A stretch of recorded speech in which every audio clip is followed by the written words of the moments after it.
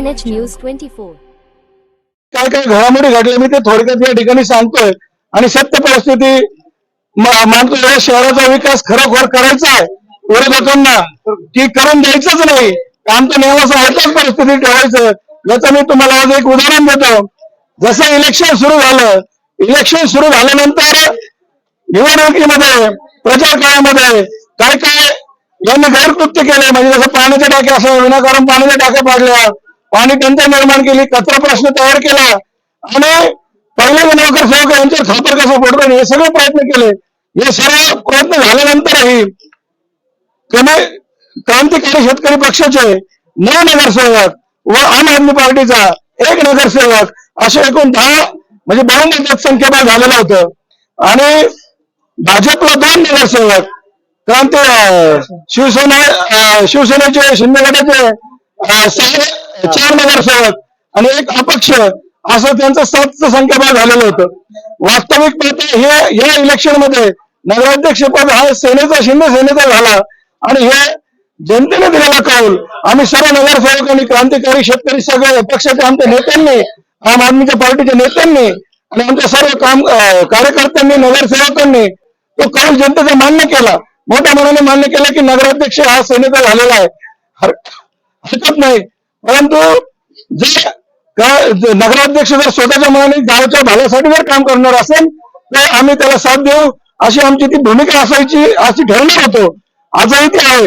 परंतु आमचे नेते माननीय आमदार गणेशसाहेब यांनी आम्हाला सांगितलं की तुम्हाला तुमचं व्यक्ती स्वातंत्र्य आहे, तुमच्या पद्धतीने शहराचा विकास आणि गावचा विकास ज्याच्यासाठी जे तुम्हाला जे निर्णय घ्यावे लागतील ते निर्णय तुम्ही घ्या, तुमच्यावर कोणतंही बंधन राहणार नाही.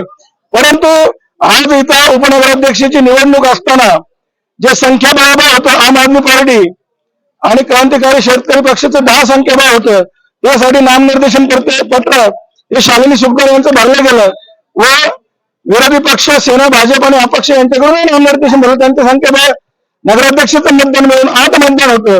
वास्तविक पाहता मोठ्या मनाने या भाजप सेनाच्या नेत्यांनी वास्तविक पाहता गावचा विकास म्हणून भविष्यात अडचणी येऊ नये, बहुमत यांचं आहे तर आपण निशंकपणे गावच्या विकासासाठी यांना बिनविरोध आपण उपनगराध्यक्ष पद देऊ, जेणेकरून भविष्यात यांचे वादाविवाद न होता ठराव एकत्रितरित्या पास होतील आणि गावचा विकास होईल, हे धोरण त्यांचं असायला पाहिजे होतं. परंतु वास्तविक संख्याबळ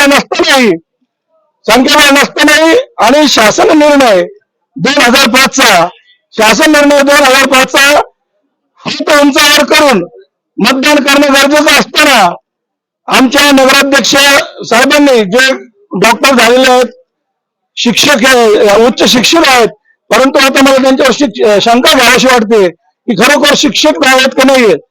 कारण आमच्या याच्यातले आडवणे लोक बघा म्हणजे कमी शिकलेले आहेत परंतु फार हुशार लोक आहेत. आमच्याकडे पटेल भाभी आहेत, चव्हाण वहिनी आहेत, आमच्या गवळी वहिनी आहेत, आमच्या वायर मावशी आहेत, नसीम भाभी आहेत, इतर नगरसेवक स्वप्नील मापारी, संभाभाऊ, आमचे धोत्रे, असे सगळे नगरसेवक आहेत, काही जेमतेम शिकलेले आहेत. परंतु त्यांनी त्यांच्या बुद्धीचा कस लावला आणि आमच्या वकिलांनी त्यांना सांगितलं की शासन निर्णय 2005 नुसार तुम्हाला मतदान हे हात उंचावून करूनच घ्यावं लागेल, त्याशिवाय मतदान होणार नाही. परंतु नगराध्यक्षांनी ठेका मारला की मी पीठासीन अधिकारी आहे आणि मला निर्णय घ्यायचा तो मला घ्यायचा आहे. त्यामुळे जो टायमिंग होता 1:45 मिनिटापर्यंत ते मतदान होणं गरजेचं होतं, फार तर 2 वाजेपर्यंत मतदान होणं गरजेचं होतं. परंतु नगराध्यक्षांनी आडरतट्टीची भूमिका घेतली आणि त्याच्यावर सांगितलं की मी निर्णय या पद्धतीने घेणार. त्याच्यावर आमचे वकील अण्णासाहेब आंबाडे आणि आमच्या आम आदमीच्या पार्टीचे मार्गदर्शक ऍडव्होकेट वकील सादिक भाऊ शिलेदार यांनी त्यांना कायदा दाखला. शासन निर्णयानुसार 2005 नुसार तुम्हाला हात उंचावून करून मत देणं हे अनिवार्य आहे. तुम्ही जर त्यांनी फार विचार विमर्श केला, शेवटी कलेक्टर साहेबांना त्यांचं मार्गदर्शन घ्यावं लागलं. परंतु एवढी आडतोडीची भूमिका म्हणजे केवळ संविधानाला डावलून सुद्धा हा निर्णय घ्यायची शक्यता यांची वाटते. भविष्यात ही शक्यता नाकारता येत नाही की त्यांचे मनमानी कारभार करण्याचा त्यांचा खंड आहे. कारण त्यांना जे आदेश येतात, जसं आमच्या गडाख साहेबांनी आणि आमच्या आम आदमीच्या पार्टी नेत्यांनी सांगितलं की गावच्या हितासाठी तुम्हाला जे योग्य निर्णय वाटेल तुम्ही घ्या, परंतु यांना जे आदेश येतात ते त्यांचं ते खुपटीचा जो मोठा आकार असलेला आहे त्या आकाराकडून तो निर्णय घेतात आणि त्याच पद्धतीने ते निर्णय घेतात. परंतु आज संविधानाची पायमल्ली होत होती आणि ती पायमल्ली होता होता आमच्या सर्व जिगरबाज नगरसेवक आहेत आमचे योग्य आहेत. या सर्व नगरसेवकांनी एकदम प्रखर भूमिका घेतली आणि त्यांना सांगितलं मतदान हे बहुमताने घ्या. किमान तुम्हाला जर गोपनीय पद्धतीने घ्यायचंय तर त्याचा सुद्धा बहुमत घ्या. जिकडून मतदान पर्यंत गोपनीय हात उंचावपर्यंत की गोपनीय घ्यायचं तिकडे जास्त मतदान पर्यंत त्या भूमिकेला ही नगराध्यक्ष हे मान्य करेना. शेवटी एकदम हाटीपेटीच्या भूमिकेमध्ये मग त्यांनी निर्णय मान्य केला की हात उंचावून इलेक्शन घ्यायचे. 2 मिनिटाची प्रेशर होती, 2-3 तास त्यांनी डिले केला. या गोष्टीचा मी नगराध्यक्षांचा जाहीरपणे निषेध करतो. परंतु या व्हिडिओद्वारे मी नगराध्यक्षांना सांगतो की तुम्ही संविधानाची पायमल्ली करून किंवा राज्यापासून केंद्रापर्यंत सत्ता तुमची आहे म्हणून जर असे चुकीचे निर्णय घेणार असेल या देशातला, या गावातला, या शहरातला सामान्य नागरिक हा सजग झालेला आहे, सज्जन झालेला आहे, त्याला संविधानाची जाण आहे. तुम्हाला तो प्रत्युत्तर देऊन प्रश्न विचारल्याशिवाय राहणार नाही असं मी जाहीरपणे सांगतो.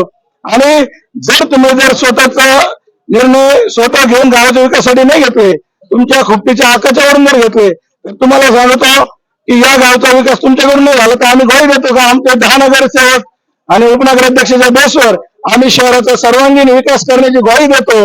हे नेवास्करांना मी आश्वासन देतो.